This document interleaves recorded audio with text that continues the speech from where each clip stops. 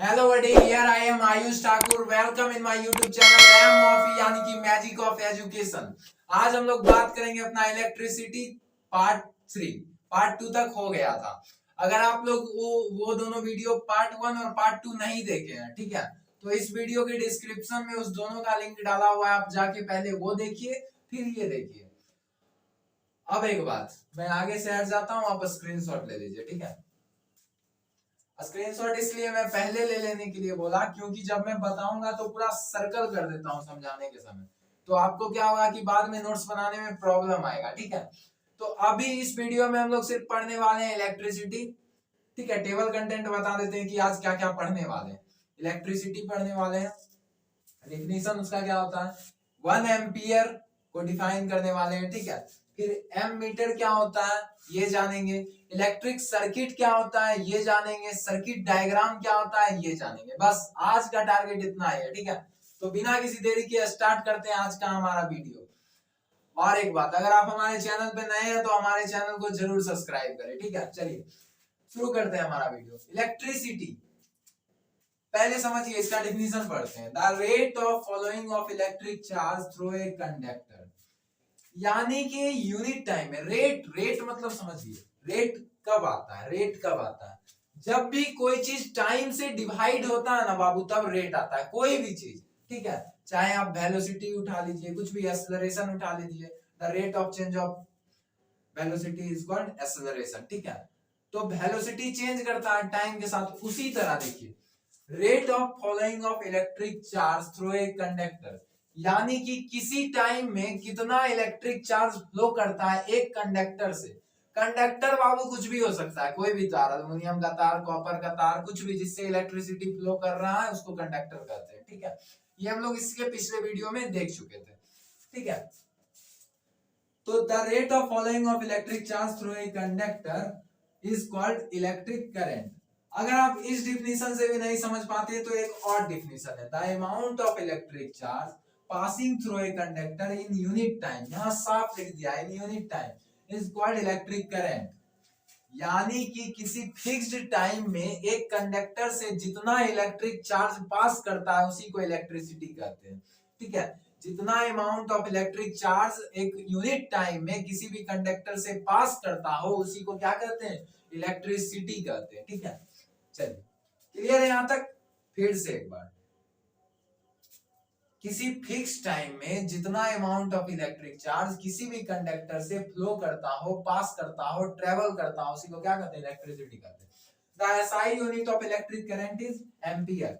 बाबू electric current का SI unit क्या होता है, ampere. It is denoted by A, ठीक है। It is denoted by capital A, ठीक है, कैपिटल ए। इसको किस चीज से डिनोट करते हैं, कैपिटल ए से।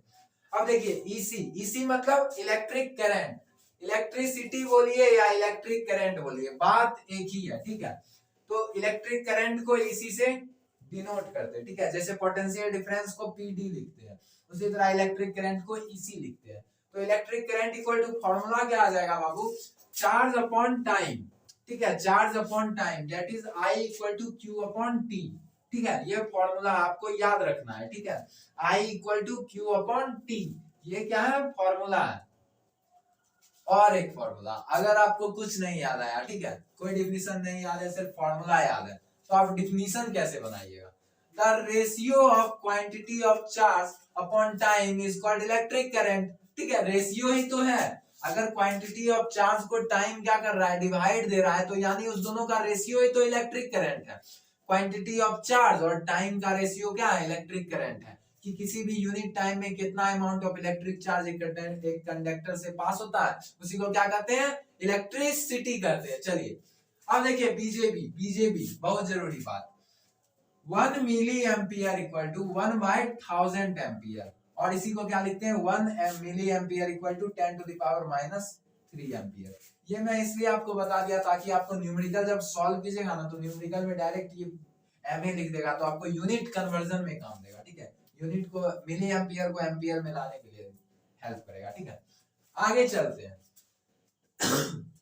सॉरी आगे चलते हैं। Define 1 ampere. 1 एम्पियर का मतलब क्या होता है, if the amount of 1 coulomb of charge, definition नहीं पढ़ते हैं, आपको बताते हैं। 1 सेकेंड में जब 1 कूलम इलेक्ट्रिक चार्ज किसी भी कंडक्टर से पास करता है तो उसी को क्या कहते हैं 1 एम्पियर का करंट। जब किसी कंडक्टर से 1 सेकेंड में 1 कूलम का इलेक्ट्रिक चार्ज पास करता हो तब इलेक्ट्रिक करंट कितना एम्पियर का होता है 1 एम्पियर का होता है। अब डेफिनेशन देखिए तुरंत समझ में आएगा। If the amount of 1 coulomb of electric charge passes through the cross section of a conductor in 1 second is called 1 ampere। ठीक है, 1 ampere equal to 1 coulomb by 1 second। Coulomb बाबू इस फॉर्मूला पे पुट करके देखिए ना, इलेक्ट्रिक चार्ज यहाँ पे कितना कूलम चार्ज दे रखा है 1 कूलम दे रखा है 1 कूलम, और टाइम कितना दे रखा है 1 सेकेंड। तो electric current 1 ampere equal to formula क्या आ जाएगा 1 कूलम बाय 1 सेकेंड। ठीक है, इसमें भी एक चीज आप नोट कर लीजिएगा, the other name of coulomb per second is called ampere. The other name of coulomb per second is called ampere, या the other name of ampere is coulomb per second.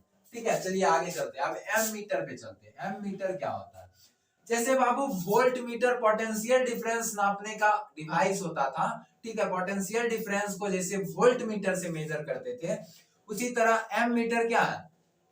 is an instrument। ammeter is an instrument या electrical instrument which is used for measuring electric current। ठीक है, electric current को नापने के लिए जिस machine का हम लोग यूज करते हैं, जिस इलेक्ट्रॉनिक डिवाइस का हम लोग यूज करते हैं, उसी को एमीटर कहते हैं। डिफिनीशन देखते हैं। The device which is used to measure the device which is used to measure the electric current, यानी कि ऐसा डिवाइस जिसको यूज किया जाता है क्यों?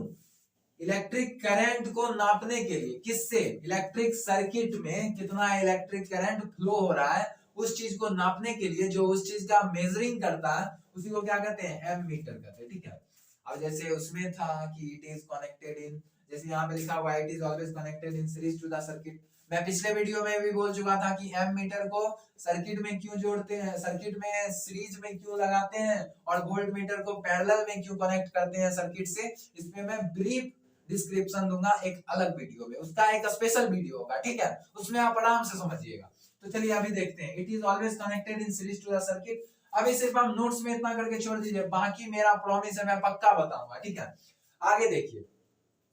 It should have low resistance. जैसे कि वोल्ट मीटर का हाई रेसिस्टेंस होता था, इसका लो रेसिस्टेंस होता है। इस दोनों में हमेशा बच्चा का क्वेश्चन आते रहता है और शायद ही डाउट क्लियर होता है कि हाई रेसिस्टेंस क्यों होता है वोल्ट मीटर का, एम मीटर का लो रेसिस्टेंस क्यों होता है, मैं जरूर बताऊंगा। ठीक है, it should have very low resistance. इसका रेसिस्टेंस क्या होता है? लो होता है। क्यों लो होता है? ताकि जब ये करंट नापे ना तो इससे पूरा का पूरा करंट। अच्छा देखिए, रेसिस्टेंस का मतलब क्या होता है? रोधक। ठीक है, जो किसी भी चीज को रोकता है, अपोज करता है, इलेक्ट्रिसिटी के फ्लोइंग को किसी भी कंडक्टर से अपोज करता है, उसकी स्पीड को कम करता है। तो जब इसमें पूरा सर्किट में जितना करंट पास होते रहेगा, जब तक एम मीटर में अच्छे से जाएगा ही नहीं, ठीक है, जब तक अच्छे से जाएगा ही नहीं तो ये कैसे रीड करेगा कि कितना पावर का इलेक्ट्रिक करंट है। ठीक है, इलेक्ट्रिक करंट कितना एम्पियर का है। ठीक है, तो इसीलिए इसका रेसिस्टेंस बहुत कम होता है। तो एक क्वेश्चन तो ये क्लियर हो गया कि इसका रेसिस्टेंस कम क्यों होता है। चलिए यहां तक क्लियर है, कोई दिक्कत नहीं, आगे चलते हैं। इलेक्ट्रिक सर्किट क्या होता है? देखिए, सर्किट का मतलब बाबू आप लोग अभी तक फिगर में देखे होंगे, किसी भी बुक में, एनसीईआरटी कुछ में भी हम समझते हैं सर्किट अपने घर में कहाँ है। देखिए, सर्किट कुछ होता नहीं, हम लोग जो वायरिंग करवाते हैं ना, एक अरेंजमेंट होता है, एक सिस्टमेटिक अरेंजमेंट होता है। सर्किट का मतलब समझिए, जब बल्ब, पंखा, स्विच, ठीक है, एम मीटर, वोल्ट मीटर सब एक साथ जुड़ जाता है ना, तो एक अरेंजमेंट फॉर्म करता है। ये सब जुड़ के एक अरेंजमेंट फॉर्म करता है, उसी को क्या कहते हैं? सर्किट कहते हैं। अब देखिए आपको कॉन्सेप्ट आपको कितना अच्छा से समझ में आएगा। ठीक है, डिफिनीशन के पीछे आप लोग मत भागा कीजिए कि डिफिनीशन क्या है। एक बार आपको मतलब समझ में आ गया ना कि इसका मतलब क्या होता है, ठीक है, बाकी बार डिफिनीशन आप खुद बना लीजिएगा। अब जैसे मैं बता दिया तो आपको डिफिनीशन बनाने में क्या है, आराम से लिख दीजिएगा, an arrangement formed by electric bulb, fan, iron, switch and other component connected together. क्या बोला? एक अरेंजमेंट बनता है। ठीक है, किसके वजह से, किसके द्वारा? इलेक्ट्रिक बल्ब के द्वारा, फैन के द्वारा, आयरन के द्वारा, स्विच के द्वारा। जब ये सब एक साथ मिल जाता है, ठीक है, एक तार से, तो यही क्या होता है? इलेक्ट्रिक सर्किट का फॉर्मेशन करता है। ठीक है, इसी को इलेक्ट्रिक सर्किट कहते हैं। आगे चलते हैं, सर्किट डायग्राम। सर्किट डायग्राम यहाँ पे दिया हुआ है, इसको एक्सप्लेन करेंगे, पहले इसका डेफिनेशन देखते हैं। सर्किट डायग्राम का। A diagram which shows different electrical component, a diagram which shows different electrical component in a circuit has been connected through a wire।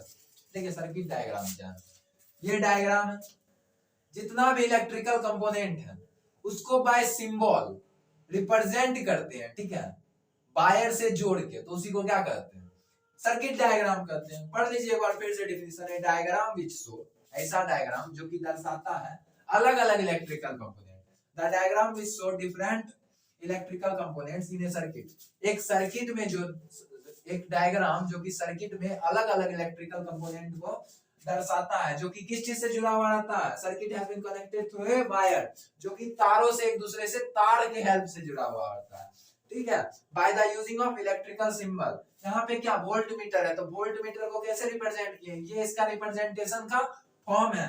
M metre है, ये एम मीटर को कैसे रिप्रेजेंट किए, ऐसे। ये बैटरी का बाबू जहां से पीडी मिल रहा है, वोल्टेज पोटेंशियल डिफरेंस, ठीक है, तो ये सेल हो गया। ये क्या है, स्विच है, ये स्विच को रिप्रेजेंट करने का सिंबल है, ठीक है, और ये वायर है, ठीक है। तो देखिए यहाँ पे ये वोल्ट मीटर है, ये बल्ब जल रहा है, ये स्विच ऑन है, ठीक है, और ये पे यहाँ पे सेल है, ये एम मीटर, यही सर्किट डायग्राम हुआ, ठीक है। वोल्ट मीटर देखिए पैरेलल में जुड़ा हुआ है, एम मीटर सीरीज में जुड़ा हुआ है। जब कॉम्बिनेशन ऑफ रेजिस्टेंस बताएंगे ना, तब आपको पैरेलल और सीरीज अच्छे से समझ में आएगा, ठीक है। तो आप लोग आराम से दिल थाम के अभी पढ़िए जितना ये है। फिर से एक बार मैं हट जाता हूँ, आप स्क्रीनशॉट ले सकते हैं, स्क्रीनशॉट ले लीजिए, ठीक है। आज के वीडियो में इतना ही। अब नेक्स्ट वीडियो में हम लोग ओम्स लॉ से रिलेटेड जो भी चीज होगा वो सब देखेंगे, ठीक है। तब तक के लिए आप लोग हंसते रहिए, मुस्कुराते रहिए। अगेन मैं बोल रहा हूँ कि अगर आप लोग अभी तक हमारे चैनल को सब्सक्राइब नहीं किए हैं तो आपके लिए इतना मेहनत है, ठीक है, आपके लिए हर चीज करने के लिए तैयार है कि कहाँ से क्या स्टडी मटेरियल लाया जाए, ठीक है। आपके लिए हर एक चीज प्लानिंग हो रहा है, ठीक है, कि आपको क्या बेस्ट से बेस्ट स्टडी मटेरियल प्रोवाइड कराया जाए, ठीक है। और आप लोग बेशक हम लोग पे विश्वास कर सकते हैं, आपके लिए जरूर लाएंगे, ठीक है। तो आप लोग हमारे चैनल को सब्सक्राइब कीजिए, ठीक है। And tata bye bye, take care of yourself.